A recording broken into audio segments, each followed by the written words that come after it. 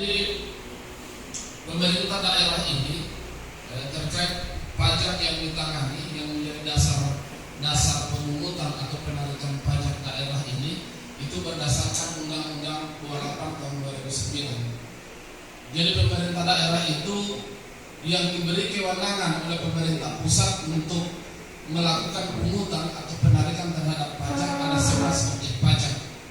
11 objek pajak itu diantaranya itu pajak hotel, pajak restoran atau rumah makan, kemudian pajak hiburan, pajak air tanah, kemudian pajak mineral bukan logam dan batuan yang kita kenal dengan pajak galian C, kemudian PBBP 2 pajak bumi dan bangunan perkotaan dan perdesaan, kemudian BPHTB dan sewa atas tanah dan bangunan itu masuk dalam objek pajak. Itu dari Undang-Undang 28, kemudian ada PP 34 tahun 2017. Jadi di sini tidak dilihat lagi apakah dia 10 petak, apakah dia 12 petak, kemudian apakah dia 5 petak. Itu semua sekarang kita kenakan pajak. Itu sebesar 10%, pajaknya 10%. Jadi pajak hotel itu dikenakan tarif pajaknya itu sebesar 10%. Jadi kalau misalnya Bapak dan Ibu semua punya penginapan atau hotel, itu dikenakannya 10%. Tapi di dalam peraturan daerah Kabupaten Morowali nomor 17 tahun 2017 ini, nomor 11 tahun 2017 ini, itu sebagai pedoman dari pemerintah daerah itu, terkhusus untuk pajak kos-kosan itu dikenakan tarif sebesar 7%. Itu dijelaskan pada pasal 7, di mana tarif pajak sebagaimana dimaksud pada ayat 1 khusus pajak rumah kos itu ditetapkan sebesar kos-kosan ini Pak. Terus sekarang kami ini butuh pengorbanan Pak. Seperti misalnya kami gadaikan sertifikat atau yang lain ke pihak bank. Ini jujur Pak, semua yang simpan kos kecuali yang punya modal yang besar, mungkin dia tidak akan mengutang. Dia tidak akan mengutang untuk mendirikan bangunan ini. Nah, ini perlu juga kita pikirkan Pak. Kami, saya sendiri terus terang Pak, sebelum saya jadi kades itu saya bangun kos itu saya utang di bank. Maka awalnya mengambil 200 juta, terus 500 juta, sampai saat ini itu 16 petak. Jadi ini perlu juga kita pikirkannya adalah terlalu banyak pajaknya ini Pak. Ini kita pajak bumi, PBB-nya ini kan artinya bumi dan bangunan. Ini kita harus paham dulu. Kalau saya sudah pajak bumi tanah saya, berarti bangunannya sudah kenakan PBB.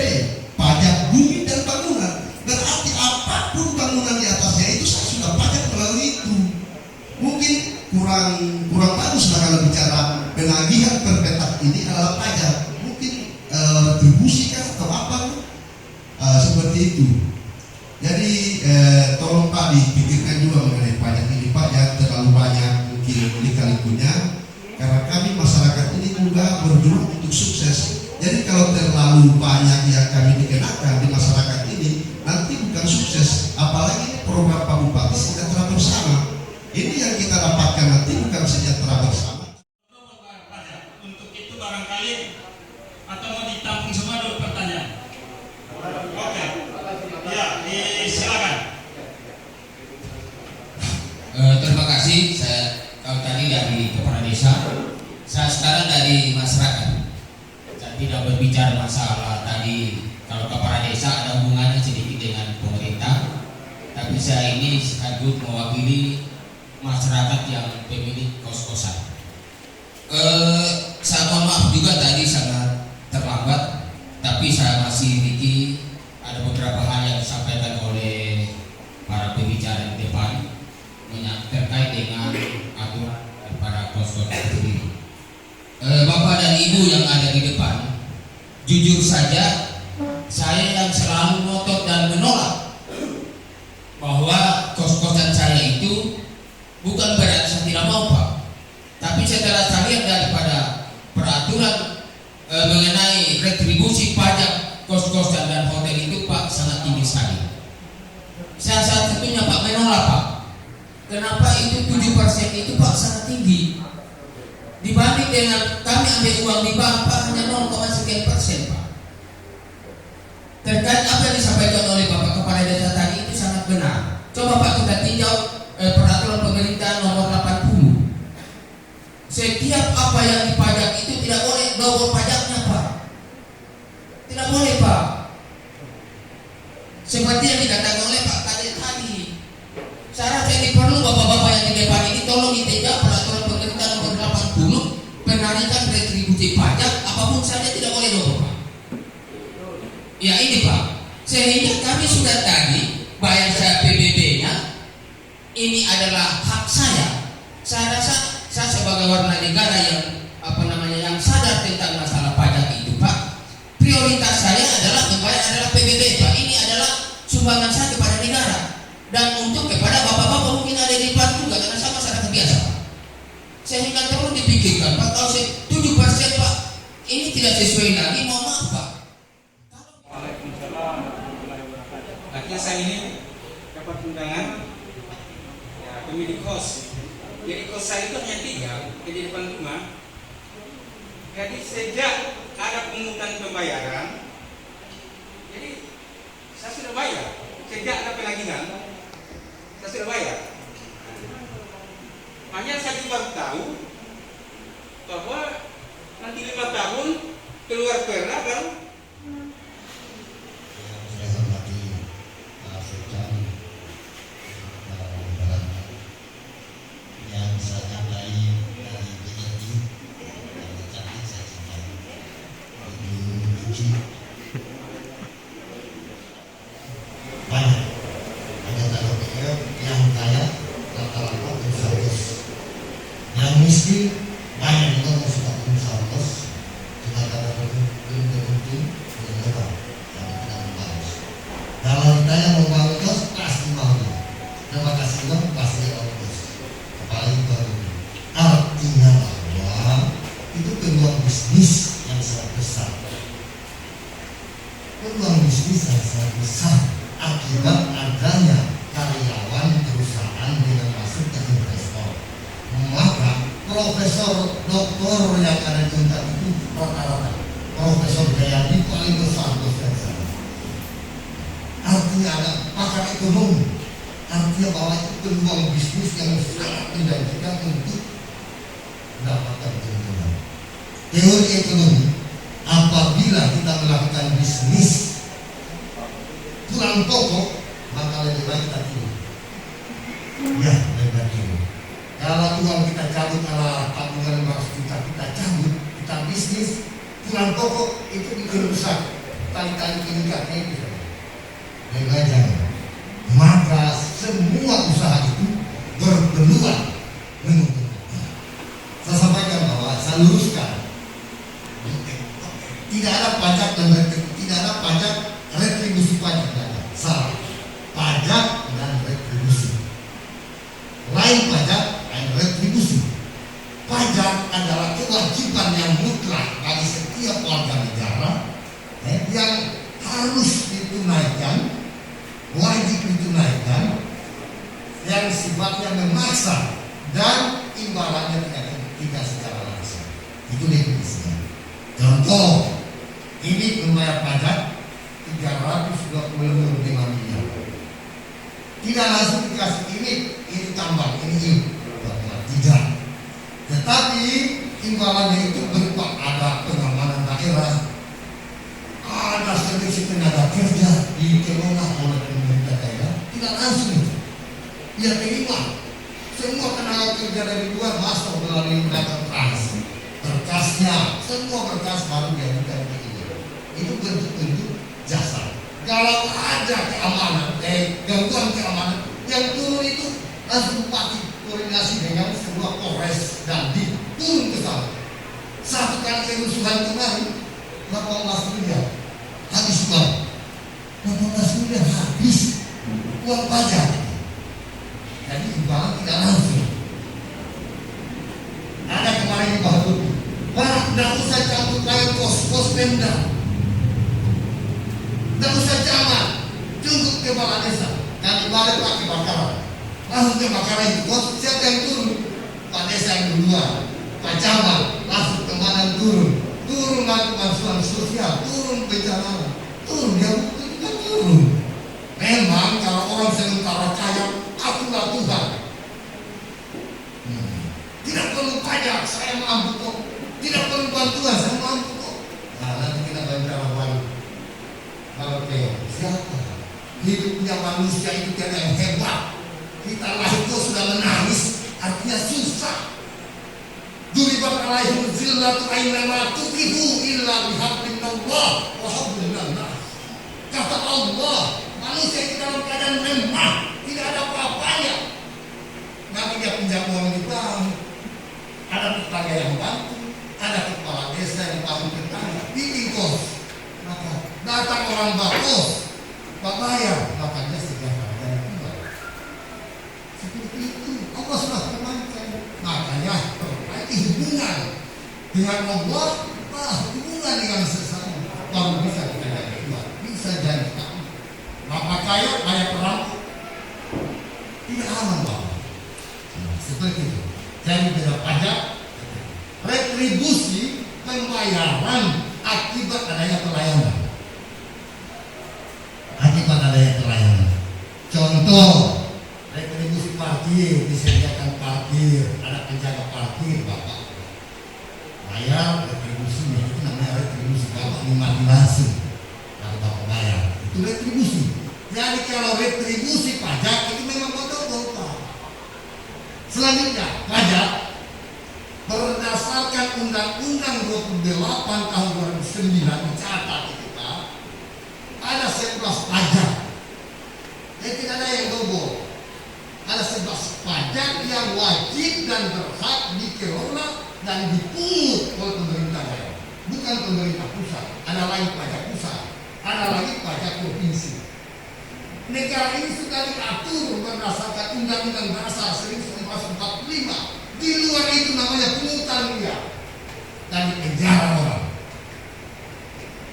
11 pajak itu diantaranya pajak dan retribusi. Pajak itu ada 11.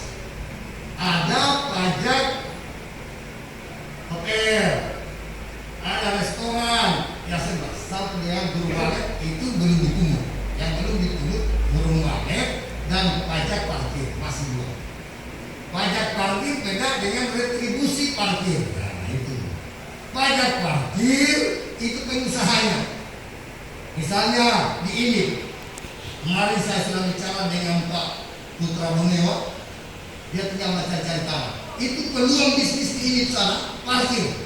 Yang dia sediakan tempat parkir, setiap orang parkir dia 52.000 kali 52.000 kendaraan yang ada di sana, 52.000 jumlah karyawan rata-rata. Maka itu tidak dia menunggu. Saya pengusaha, Putra Boneo katakan, maka dia menunggu setiap yang parkir. maka daerah memungut pajaknya terhadap pengusahanya. Itu namanya pajak parkir. Sedangkan yang dipungut langsung itu namanya retribusi parkir. Kenapa dia tarik retribusi? Karena adanya bangunan tempat parkir yang disediakan, maka dia nikmati langsung, maka dia bayar. Kalau pajak tidak langsung, ada orang kaya yang bahwa itu saya tidak butuh apa bantuan daerah, bantuan negara ke saya. Mobil itu 3, rumah aku 5. Mobil mewah saya tanya, oh hebat, luar biasa kaya Bapak berapa? Kalau naik mobil jalan di mana? Jalan aspal. Bapak siapa yang mau itu aspal? Wah, langsung tanya siapa yang mau itu aspal? Dan aspal itu dari siapa yang mau? Uangnya dari mana? Langsung nyonya dia. Kalau Bapak bikin holding sendiri, jalan mau ke kantor bupati bikin jalan sendiri, mau ke Kendari bikin jalan, itu baru hebat. Itu baru jalan Pak. Belum yang lain-lain. Baru jalan. Jadi kita seperti itu pemahaman kita. Jadi Pak, tidak ada yang nomor. Kalau sudah yang disebut nomor itu, kalau pajak kos dipungut oleh desa, dipungut oleh kabupaten, dipungut lagi oleh provinsi, dipungut lagi oleh pusat, itu namanya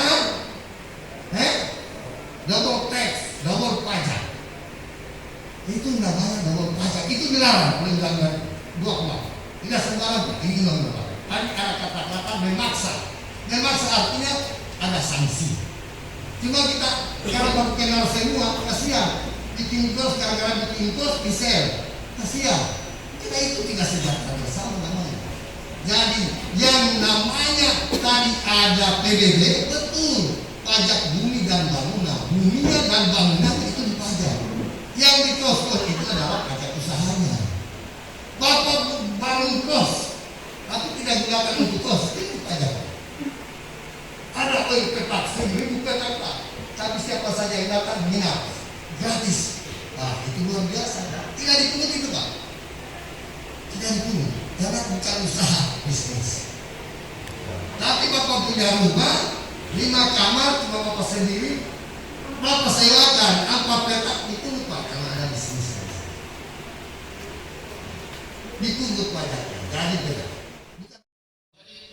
Dari potensi pajak kos-kos kalau di bawah bumi itu kurang lebih 500 juta, dengan di buku tengah ini kurang lebih potensinya 100 juta, yang terrealisasi itu belum sampai 100 juta ini, hampir 1 tahun ini. Dan itu hasil pajak dan retribusi hasil pajak ini Pak, kami juga kembalikan dalam bentuk dana bagi hasil desa. Jadi dana bagi hasil desa yang di tahun 2021 yang akan dibayarkan di tahun 2022 ini kami sudah hitungkan semua totalnya 26 miliar. Jadi sebenarnya hasil dari pajak ini kembalinya juga ke masyarakat, kembalinya juga ke desa. Jadi hasil pajak itu kembali ke desa. Jadi yang ingin kami sampaikan bahwa pada saat kita terkena COVID kemarin tahun 2000 mulai di akhir 2019 sampai 2021 itu semua itu kota-kota itu mengalami konstruksi ekonomi, yaitu mengalami pertumbuhan di minus. Tapi mohon berkat adanya optimalisasi pajak ini, alhamdulillah kita tidak terkena dampaknya, tidak terlalu terasa. Malah ini sekarang karena kita sebagai kabupaten yang mandiri, ini daunnya kita ini dari sudah 2 tahun terakhir ini terpotong Pak. Jadi daun yang sebelumnya 578 miliar dalam 1 tahun itu sekarang kurang lebih tinggal 468 miliar. Itu sudah dalam 2 tahun itu mengalami pemotongan. Untung kita dibantu dengan adanya PAD yang cukup meningkat. Jadi PAD ini kalau mau dibilang sejahtera bersama sesuai dengan slogan pemerintah daerah yang ada sekarang ini, cukup banyak membantu dari PAD itu, terutama dari pembangunan santri-santri, kemudian beasiswa, kemudian malah kita dibiayai untuk biaya sekolah anak-anak yatim ke pesantren, kemudian masih banyak lagi itu ya, jamur dan petani, itu semua dari uang pajak itu Pak. Selain dibantu dari uang pajak, juga dikembalikan dalam bentuk dana bagi hasil desa. Jadi kalau semakin yang kita setor ke daerah itu akan kembali juga untuk kepentingan masyarakat. Kemudian mengenai tarif yang 7%. Jadi tarif yang 7% ini sebenarnya di undang-undang itu, undang-undang 28 itu tarifnya pajak hotel itu 10%. Tapi dibuatkan perda lagi itu turun jadi 7%. Seperti yang saya sampaikan tadi, bahwa pembayaran pajak itu bukan berdasarkan jumlah kamarnya, sama dengan hotel jumlah huniannya. Walaupun kita punya kamar 10, tapi yang diisi hanya 2 itulah yang kita bayar sebesar 7%. Itulah yang dinamakan tadi yang saya sampaikan self assessment, kita nilai sendiri. Jadi seperti yang disampaikan Pak Kaban, bisa kita lakukan pembayaran sendiri sesuai dengan hunian kos-kos kita. Terkait Undang-Undang 28 ini, seperti yang sudah disampaikan Pak Kaban, ada undang-undang baru namanya Undang-Undang HKPD, Hubungan Keuangan Pusat dan Daerah, yang sudah ada sejak yang sudah terbit tanggal di bulan Januari tahun 2022. Ini 2022 ini Undang-Undang 28 itu, Undang-Undang nomor 1 ini tahun 2022 ini berganti di Undang-Undang 28. Jadi berlaku di tahun 2024. Jadi kami sementara proses pengusulan. Nanti tentunya dari pengusulan dari wajib pajak ini nanti akan kami pertimbangkan. Artinya tidak serta-merta kita iyakan atau kita bilang juga tidak. Tapi nanti masukan ini akan kami terima, kemudian akan kami analisa dan kami akan usulkan untuk dibuatkan perdanya. Karena buat perda ini Pak prosesnya panjang. Sekarang kan kita sudah melakukan proses pengusulan, kita sudah sampaikan ke bagian hukum, nanti akan dibuatkan naskah akademiknya oleh konsultan hukumnya, nanti akan diajukan ke Kemendagri. Itu proses yang panjang. Mudah-mudahan dari hasil usulan Bapak terkait pajak kos-kosan ini nanti akan kami pertimbangkan. Tapi sekedar informasi, kalau Kota Palu itu pajak kos-kosan itu sebesar 7%. Jadi yang seharusnya 10% itu kami sudah diturunkan oleh daerah sebesar 7%. Ya, mungkin itu saja yang tidak pemerataan pembayaran kos-kosan. Nah, saya kira kami khususnya dari Badan Pendapatan ini lagi melakukan pendataan karena pajak itu sifatnya wajib, memaksa dan merata. Jadi khususnya pemerataan itu. Terus terkait tadi permintaan untuk pemungutan yang dilakukan oleh kepala desa. Jadi di Kabupaten Morowali itu ada peraturan Bupati nomor 72 tahun 2017 itu tentang pelimpahan kewenangan untuk pemungutan pajak dan retribusi. Nah, khusus di wilayah kecamatan Bungku Tengah itu dipungut langsung oleh Badan Pengelolaan Pendapatan.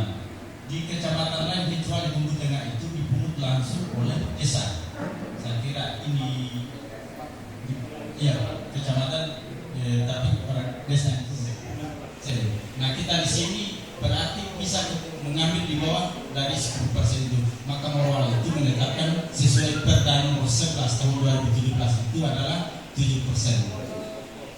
Khususnya kos-kosan dan kos-kosan dengan hotel itu kurang lebih sesuai perda tersebut itu nomor 10%. Jadi sama-sama.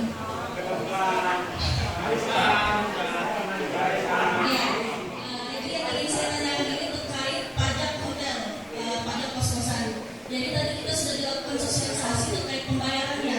Nah, yang sedikit saya pahami tadi bahwa pembayaran 7% itu dilakukan untuk kamar yang terisi. Nah, apakah untuk pembayarannya itu artinya dia setiap bulan ada update data Pak ya? Karena kamar kos itu kan kadang kita nggak tahu, biasa tiba-tiba ada kosong, tiba-tiba ada yang masuk. Nah, jadi pembayarannya itu dia apakah akan terupdate setiap bulannya, berapa yang akan kita bayarkan setiap bulan. Kemudian tadi mengenai penetapan pajak yang protes kita protes mengenai berapa yang akan kita bayarkan, misalnya yang muncul 5 padahal yang terisi cuma 3. Nah, apakah itu update datanya kita yang melakukan sendiri atau dari pihak desa? Karena kalau setiap bulan kami melakukan sendiri artinya itu agak merepotkan ya Pak. Jadi misalnya ini hari terisi semua, tiba-tiba besok ada yang masuk, itu kayak agak merepotkan kalau kita selalu update datanya terus kita hitung lagi berapa yang mau dibayarkan per bulan. Kemudian pembayarannya itu apakah ada tenggat waktunya per bulan, misalnya dari tanggal 1 tanggal 15 karena bisa jadi apa tanggal 1 sampai tanggal 15 itu saya punya kosong. Nah ternyata tanggal 15 ada yang masuk. Artinya yang saya perlu bayar misalnya 10 peta cuma 9 peta kan nggak perlu saya bayar yang disuruh yang masuk. Nah mungkin itu dari saya. Terima kasih. Assalamualaikum warahmatullahi wabarakatuh. Kendala utama kami adalah banyaknya keberatan dari wajib kos, khususnya yang pertama itu minta sosialisasi. Terus yang berikutnya terlalu tinggi ketetapannya. Nah, jadi perlu kami sampaikan di sini bahwa untuk ke depan nanti setelah kami melakukan sosialisasi ini dengan harapan kepada wajib pajak yang selama ini minta sosialisasi mempertanyakan sudah adakah perdana atau seperti apa, ini sudah kami masalah, dan insya Allah kami harapkan sekali untuk penagihan berikutnya sudah melakukan kewajiban karena pajak itu sifatnya wajib, memaksa dan merata. Terus sesuai yang dipertanyakan tadi tentang update jumlah kamar tersebut, kami khususnya di Badan Pendapatan untuk misalnya untuk tagihan bulan ini dari tagihan untuk bulan berikutnya di bulan ini biasakan survei berapa jumlah kamar yang terisi. Biasa ada kesepakatan dengan pemilik usaha karena biasa pemilik usaha ini minta turun. Nah yang kami turunkan di sini adalah bukan tarif 7%-nya, tetapi harga kosnya, harga tarif kamarnya. Karena kalau kita menurunkan tarif persennya itu berarti kita melanggar peraturan daerah. Jadi yang diturunkan di sini adalah tarif kosnya. Misalnya kosnya 1 juta, dengan yang terisi 10 kamar pada saat bulan itu, tapi bulan berikutnya terlalu berat, tidak semua terisi. Kita hanya tarik rata-rata 5 kamar yang terisi. Berarti kalau ada yang nyatanya tidak terisi, berarti yang dibayar itu hanya 5 kamar saja dengan tarif 7% per kamar nilai tarif kosnya itu tadi. Dan untuk update masalah jumlah berapa yang harus itu, kita setiap bulan pada saat kita melakukan penagihan kita komunikasi langsung dengan pemilik usaha kos berapa yang terisi supaya untuk bulan ini supaya kita buatkan tagihannya dalam bulan berikutnya. Terima kasih. Saya mewakili Bapak Kepala Desa juga Bapak Ibu yang hadir pada kesempatan ini. Terima kasih. Kesempatan ini kami akan langsung saja untuk mempercepat waktu terkait dengan penggunaan aplikasi atau penggunaan QRIS, dan kesempatan ini akan dijelaskan oleh rekan saya Mbak Irma. Pada Mbak Irma disilakan. Saya bersingkat saja untuk menjelaskan mengenai QRIS seperti yang Bapak Ibu lihat di depan. Jadi QRIS itu merupakan barcode atau standar code Indonesian Standard yang digunakan untuk mempermudah nasabah dalam pembayaran. Contohnya untuk pembayaran pajak, jadi kami sudah menyiapkan barcode untuk pembayaran pajak. Pembayaran pajak hotel. Kita langsung di scan. Untuk Bapak Ibu mungkin sudah ada yang punya Brimo, aplikasi Brimo. Jadi Bapak Ibu contohnya untuk pembayaran pajak itu sudah punya aplikasi Brimo, yang lagi pembayaran Brimo. Nah, jadi bisa masuk ke aplikasi. Ya, bisa scan. Bapak Ibu yang lain yang punya Brimo yang bisa coba scan di sini.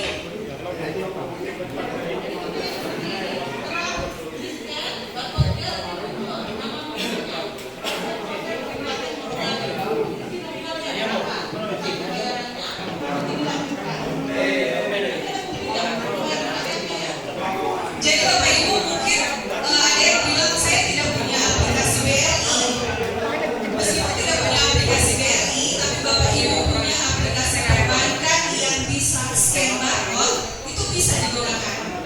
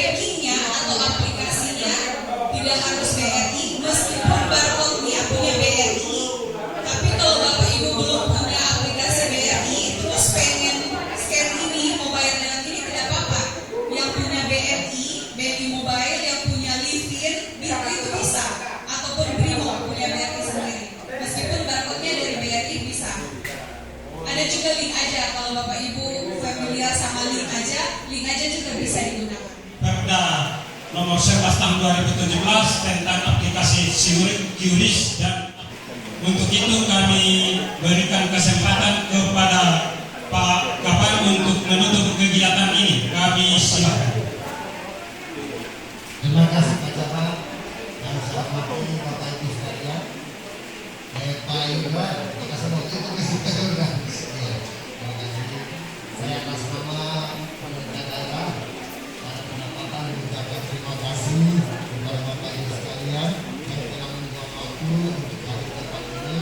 Karena itu juga saya baru jam 4 pagi hadir yang paling dan menyempatkan diri memaksa diri sudah masih perahu ini demi menghargai Bapak juga yang harapan kami bahwa pertama yang pengusaha kos ini akan ada pengusaha hotel itu kalau hotel kan kurang kayak banyak kalau Jawa Timur kita kan kayak sedikit tapi mau bilang listrik tidak Pak namanya pengusaha itu sudah kategori orang sejahtera tidak ada pengusaha yang disebut orang miskin itu yang diberikan tunjangan bantuan langsung itu kasihan teman-teman kita saudara kita yang terbentuk karena Allah akan memberikan kedua usaha jangan terhenti, jangan kita jadi penonton jangan sampai ada orang meruangi jadi penonton suka apa saja tetapi tinggal di meruangi jangan jadi penonton dan berusaha membuka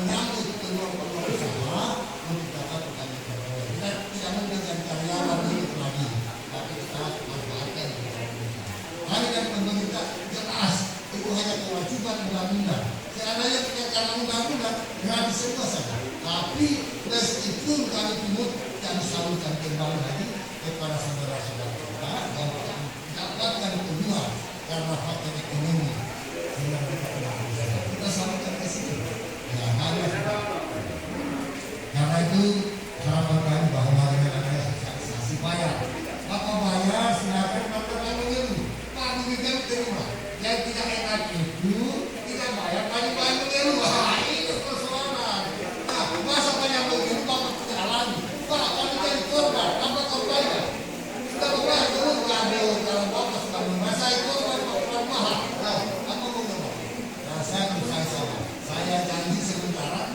tapi yang menentukan juga aturan saya akan berusaha menyampaikan bahwa tarif pos-pos ini 2024 insya Allah akan sampai maksimal paling tinggi 50%. Saya janji bersama. Demikian mudah-mudahan teman-teman kita hari ini mendapat rahmat dan ridhonya Allah Subhanahu wa taala dan kita dalam keadaan sehat walafiat. Usaha kita sama-sama berkos, saya sendiri berkos. Insya Allah orang macam semakin hari semakin banyak sehingga kehidupan kita akan lebih baik. Mudah-mudahan Allah tidak akan salah titik, tidak Allah tidak akan salah titik harta